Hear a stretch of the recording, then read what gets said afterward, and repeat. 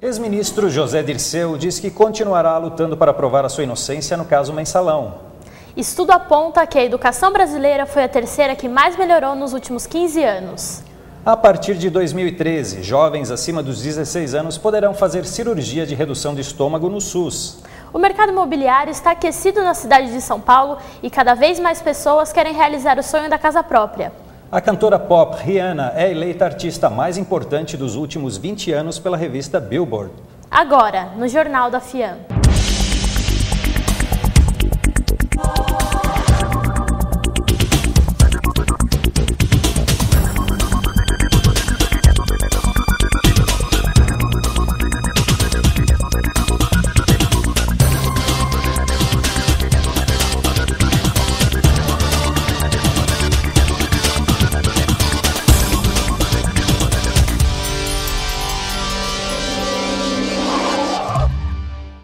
Bom dia. O ex-ministro José Dirceu diz que não vai se calar sobre as acusações do esquema do Mensalão. Em seu blog, ele publicou que continuará a lutar até provar a sua inocência. José Dirceu foi condenado pelo Supremo Tribunal Federal por corrupção ativa, lavagem de dinheiro e formação de quadrilha. O Supremo Tribunal Federal condenou 5 réus do esquema do Mensalão e absolveu 5 acusados de evasão de divisas, crime que consiste em tirar dinheiro do país ilegalmente. Vamos ao vivo com o repórter Fábio Moreno, que traz novas informações sobre o assunto. Bom dia, Fábio. Bom dia. Para tentar amenizar essa situação, Reis iniciou um movimento no Maranhão exigindo dos candidatos locais informações detalhadas nas prestações de contas parciais oferecidas antes da eleição. Contra essa falha da lei, o juiz deseja ampliar a campanha. Ele acha que pode fazer para a transferência de contas da eleição o que já foi realizado para aprovar a lei da ficha limpa. Fábio Moreno para o Jornal da FIAM. O Tribunal Regional Federal da Primeira Região concedeu a Carlinhos Cachoeira 12 horas mensais para ficar com a mulher enquanto estiver preso. A esposa de Carlinhos seguirá as mesmas regras de outras mulheres que visitam maridos presos no Complexo da Papuda, em Brasília. A cada ano, a necessidade de inclusão social das pessoas com deficiência física torna-se mais aparente. Devido a diversas manifestações sociais em prol da causa, o governo estadual está se dedicando a fazer políticas sociais que viabilizem a inclusão dessa parcela da população. Andando pelas ruas de São Paulo, sempre observamos cenas como esta. Calçadas esburacadas e sem manutenção são problemas normais, enfrentados todos os dias por brasileiros portadores de deficiência física. Não bastassem as calçadas esburacadas, ainda enfrentam problemas no transporte público, que não possui as modificações necessárias para a locomoção do deficiente, como esta, principalmente aqueles que utilizam-se da cadeira de rodas.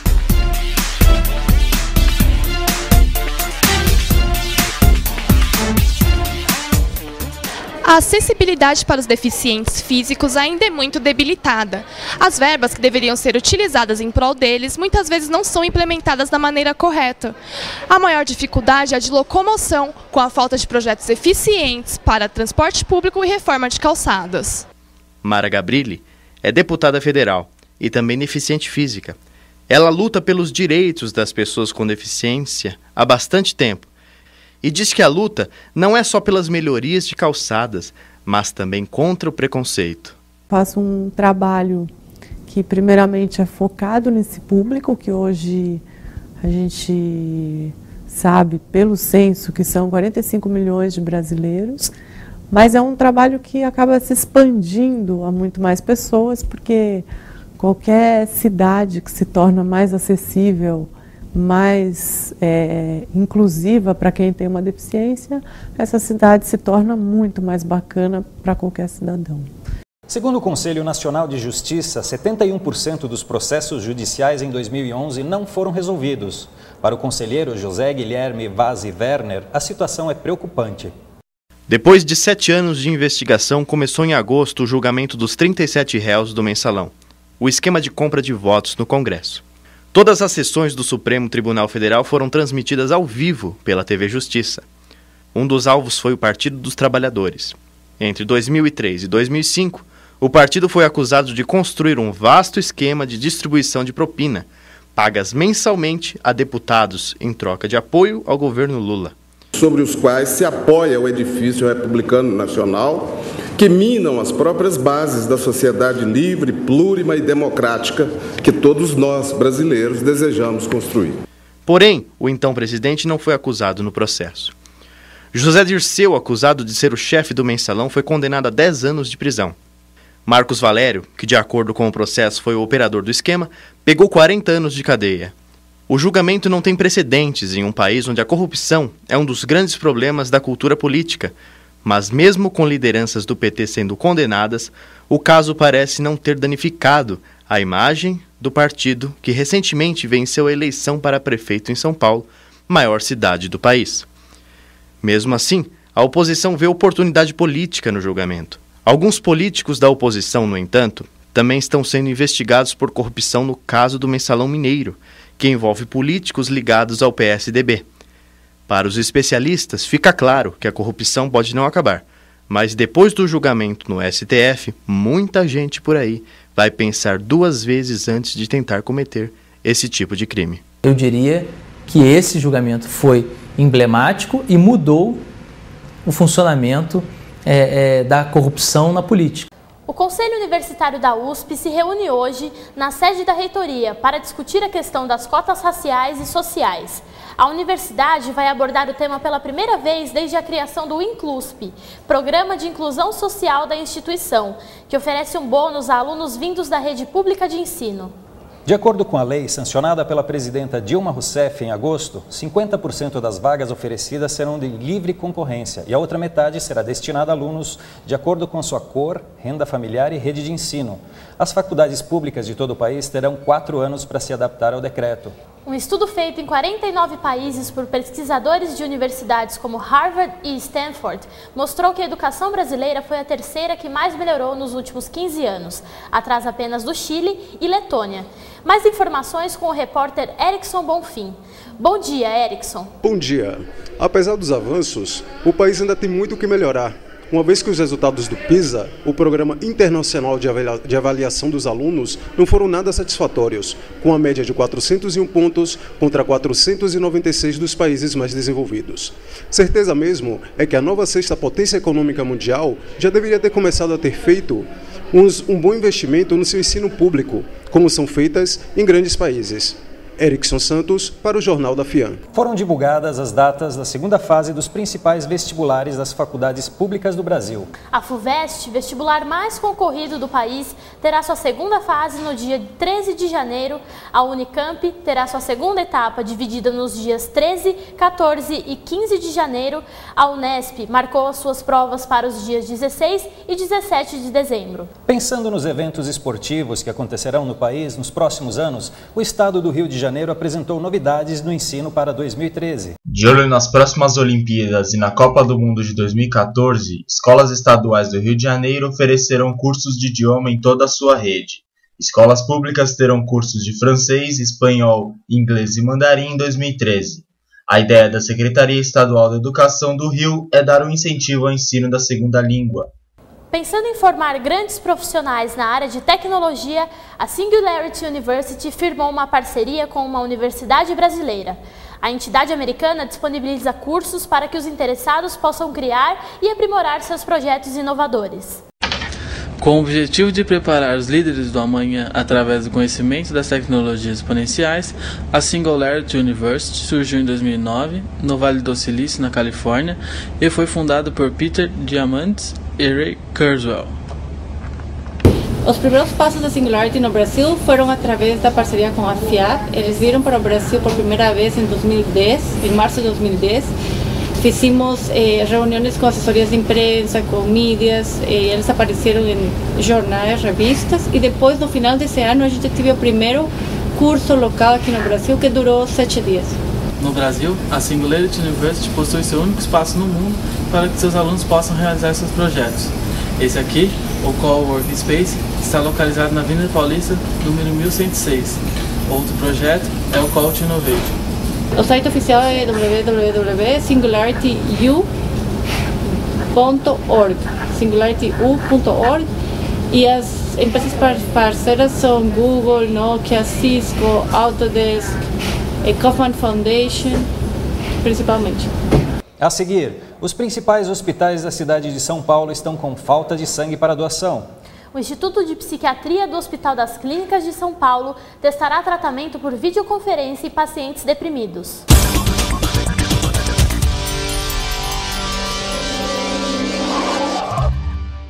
Os principais hospitais da cidade de São Paulo estão com falta de sangue para doação, entre eles o Hemocentro de São Paulo, que procura doadores do sangue tipo O positivo e O negativo. Este ano, a Fundação Pro Sangue Hemocentro de São Paulo está promovendo uma campanha de doação de sangue para abastecer os seus postos.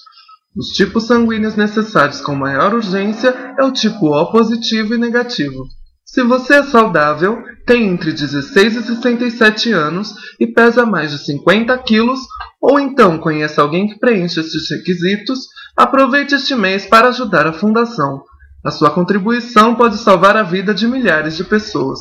O Instituto de Psiquiatria do Hospital das Clínicas de São Paulo testará pela primeira vez o tratamento em pacientes deprimidos por meio de consultas por videoconferência. Serão selecionadas 100 pessoas divididas em 2 grupos. Metade receberá o atendimento convencional, com medicação e consulta de 20 minutos, uma vez por mês no ambulatório. Os outros 50 serão atendidos pela internet, com consultas mensais de 20 minutos. Os medicamentos serão entregues em domicílio. O objetivo é verificar se o atendimento psiquiátrico virtual é tão eficaz quanto o presencial. O tratamento vai durar 1 ano. A partir de 2013, jovens acima dos 16 anos poderão fazer cirurgia de redução de estômago no SUS. O excesso de peso entre adolescentes aumentou nos últimos 3 anos. A rede pública espera atender esse novo público com acompanhamento mais detalhado. Outras informações com a repórter Isabela Lessa. Bom dia. A cirurgia bariátrica, mais conhecida como redução do estômago, tem sido realizada com mais frequência pelo SUS. Segundo o Ministério da Saúde, a demanda aumentou em 43% entre 2009 e 2011. Agora, jovens de 16 anos também poderão realizar a operação. Antes, a idade mínima era de 18 anos. O IBGE mostra que 21% dos jovens estão acima do peso. Apenas em 2012 foram registrados mais de 20 casos de raiva animal em São Luís, no Maranhão. A população acredita que os responsáveis pelo avanço da doença sejam cães e gatos abandonados nas ruas da cidade.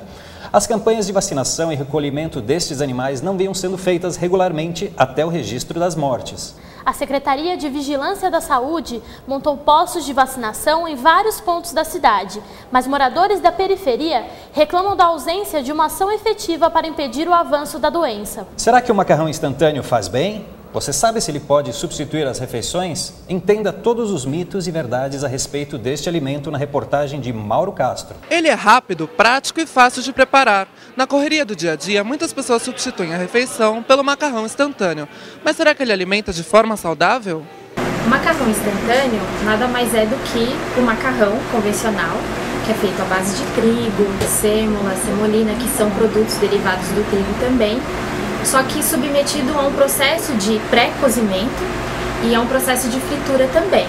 Ainda mais que eu estou trabalhando, não tenho muito tempo. E onde eu trabalho, não tenho muito tempo para almoçar e geralmente, quase todo dia assim, eu como miojo. Eu gosto de comer miojo, mas prefiro com outros ingredientes sem o tempero. Se você tirar o tempero do macarrão instantâneo, não vai fazer com que ele seja rico nutricionalmente, ele continua sendo pobre nutricionalmente, extremamente calórico.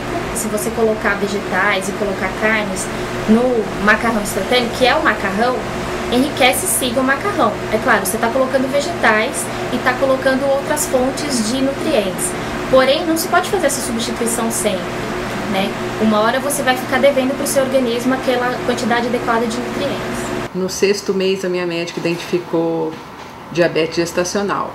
E aí, para evitar que eu tomasse insulina, eu tive que passar por um rigoroso regime, dieta mesmo, alimentar. Num dos dias, eu resolvi fazer um macarrão instantâneo, sem molho, achando que a falta de molho ajudaria e não comprometeria o meu índice glicêmico. Ingeri o macarrão sem molho nenhum, né, o macarrão instantâneo, coloquei legumes, cenoura ralada e comi normalmente achando que estava seguindo a dieta. Aí imediatamente eu entrei em contato com o meu médico e ele me alertou falando que o macarrão instantâneo por ele ser pré-cozido e frito, ele tem um alto índice glicêmico. Quando o tempo é curto, o que se recomenda é que o macarrão instantâneo seja substituído por lanches saudáveis.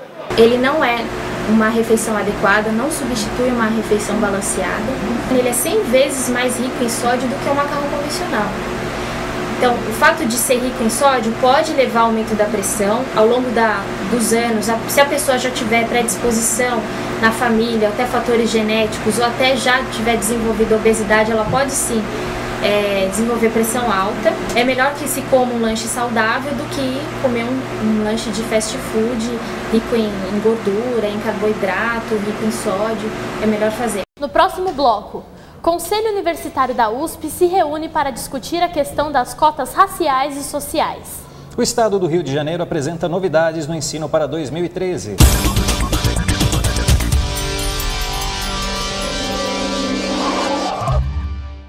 O mercado imobiliário está aquecido na cidade de São Paulo.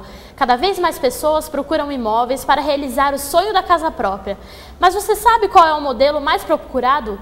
Veja na reportagem de Priscila Gonzalez. De acordo com dados do Secov-SP, o Sindicato da Habitação de São Paulo, a venda de imóveis residenciais novos na capital paulista cresceu cerca de 10% no início do segundo semestre deste ano.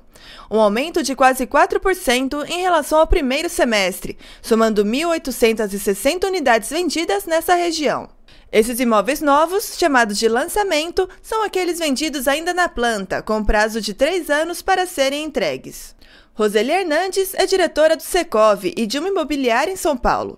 Ela revela que houve um aumento também na venda de imóveis de terceiros, chamados de usados ou prontos. Toda vez que você vende, alguém compra, movimenta construção, tem gente reformando, então isso para o país é excelente. Comparando com o ano passado, em número de vendas a gente aumentou em 12%, comparando de janeiro a setembro, né? Do ano de 2011 com o ano de 2012.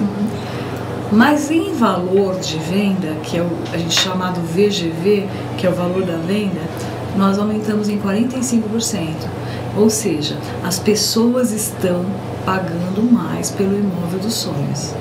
Ter a casa própria ainda é o sonho de muita gente. Desde aqueles que vão se casar e querem um bom lugar para morar, até quem já tem um imóvel e procura outro mais espaçoso e ainda melhor. No entanto, isso está se tornando cada vez mais possível por meio das facilidades que as imobiliárias estão oferecendo e que chamam cada vez mais a atenção dos clientes. A gente vende em torno de 50 imóveis, com as campanhas 60 imóveis por mês, em média. Essas campanhas que nós estamos fazendo, a gente está fazendo campanhas de desconto, tem proprietários aí oferecendo descontos de até 15% no valor do imóvel. E então a gente está com quase 1.000 imóveis dentro dessa campanha. Isso tem repercutido muito bem, muitos clientes têm nos procurado em função disso. Nessa imobiliária, que tem 18 filiais, os imóveis custam em média R$500 mil. Casas e apartamentos de 2 dormitórios são os mais vendidos, um total de quase 60% das vendas. Para a Roseli, a escolha da casa própria é uma tarefa importante. Afinal, a maior parte da população vai comprar apenas um imóvel durante a vida, e tem gente que não compra nenhum. E na hora de escolher o imóvel, a pessoa tem que saber o que ela quer.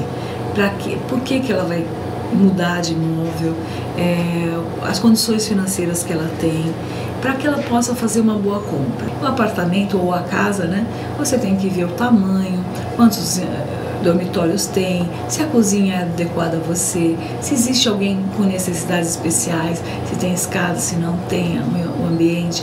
Enfim, procure deixar a sua família confortável dentro do imóvel, da casa.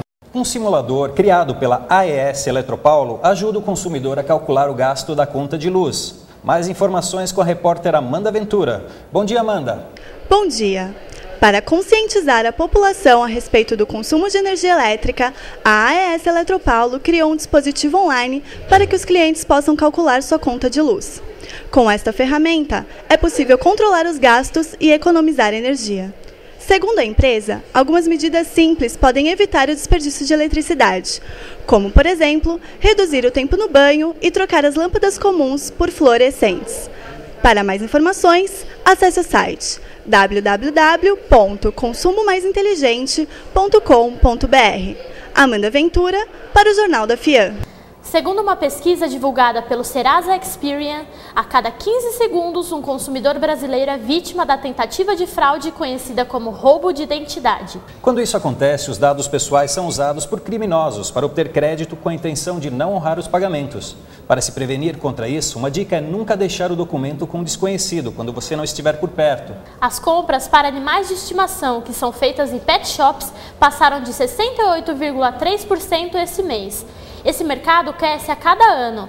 A previsão até o final de 2012 é que o segmento movimente 12 bilhões e 700 milhões de reais no Brasil.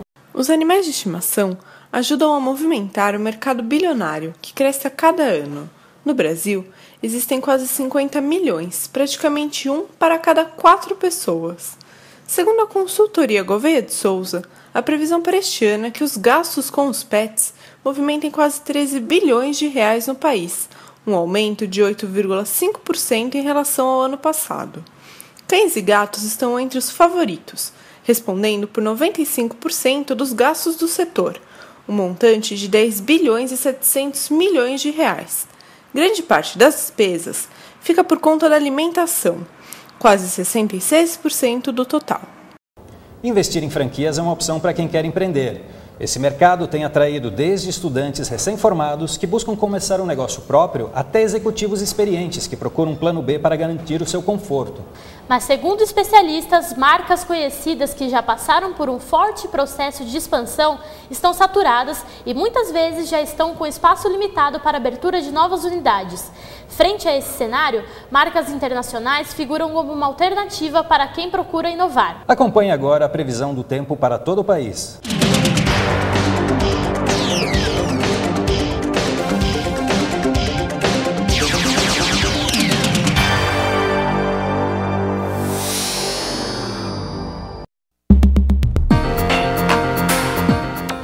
A passagem da frente fria espalha muitas nuvens sobre o Rio Grande do Sul e provoca pancadas de chuva com rajadas de vento. À medida que a frente fria avança, a nebulosidade aumenta e chove nas demais áreas gaúchas. Sol forte, tempo firme e calor nas outras áreas. Mínima de 15 graus em Porto Alegre e máxima de 26 em Florianópolis. O sol aparece em todas as áreas do sudeste do país. A temperatura sobe e faz calor à tarde, com baixa umidade do ar. À tarde, as nuvens aumentam e acontecem pancadas de chuva no oeste de Minas, no Triângulo Mineiro e no norte de São Paulo. Mínima de 18 graus em São Paulo e máxima de 31 em Vitória. O sol aparece em todo o centro-oeste do Brasil. A partir da tarde, o tempo quente, juntamente com a umidade que chega do norte do Brasil, formam nuvens carregadas que provocam pancadas de chuva. Mínima de 17 graus em Brasília e máxima de 31 em Cuiabá.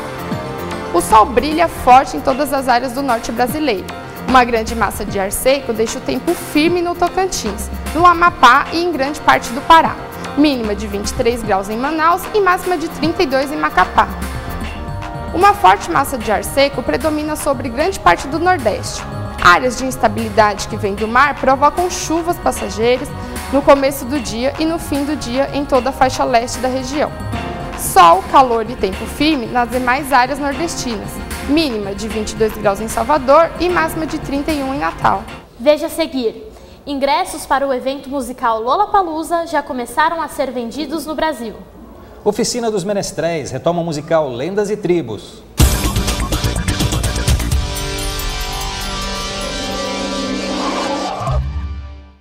A cantora pop Rihanna é eleita a artista mais importante dos últimos 20 anos pela revista Billboard.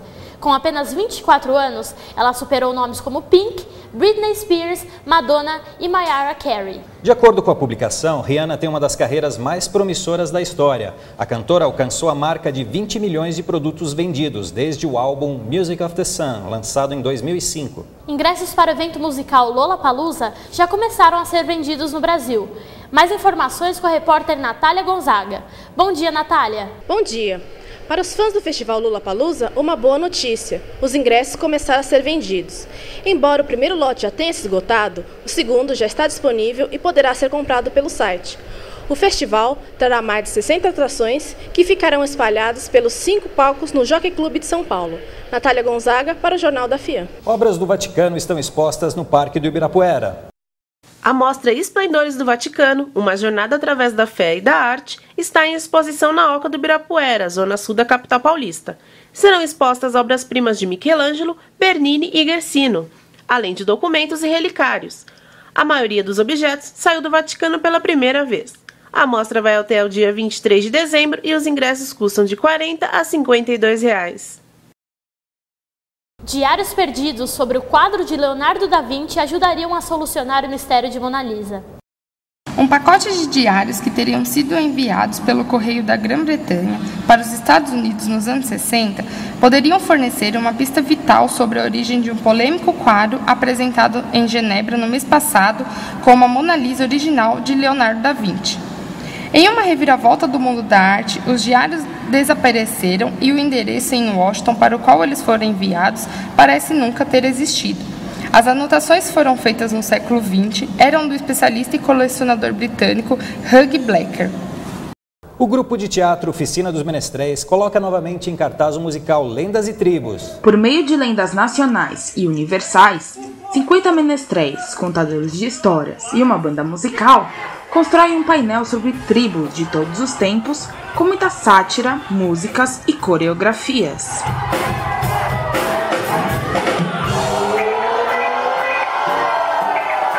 Há mais de 10 anos em cartaz, o musical Lendas e Tribos propõe uma reflexão diante da diversidade humana. O espetáculo dos menestréis é composto por lendas de sereias, fadas, gnomos e encenações de tribos urbanas, formadas por hippies, clubbers e surfistas. Aqui na oficina não tem isso de papel, um faz isso, faz aquilo. É o grupo, são várias tribos, várias lendas, cada hora a gente faz uma tribo, uma lenda. Não tem, ela é sereia, ela é fada, não. Nós somos todos os personagens, cada hora um. Eu tô aqui na oficina já tem 6 anos e comecei fazendo como experimento, pra curtir com meu pai, com meu irmão na mesma turma. E agora eu faço por puro hobby, então eu já sei o que eu gosto de fazer, que é dançar. Eles dão essa abertura para você experimentar só o que você gosta e se arriscar quando quiser. Participei junto com o Neto Montenegro fazendo o livro dele, diagramando o livro que conta os 20 anos da peça Noturno, que é a mais tradicional aqui da Oficina dos Menestréis. Então a gente se sente uma família, essa aqui é a nossa casa, é o nosso lar, onde a gente se sente super à vontade. Quem quiser pode chegar. O espetáculo está em cartaz no Teatro Dias Gomes. No total, serão 8 apresentações em 4 finais de semana. Aos sábados, começa às 9 da noite e no domingo, às 8.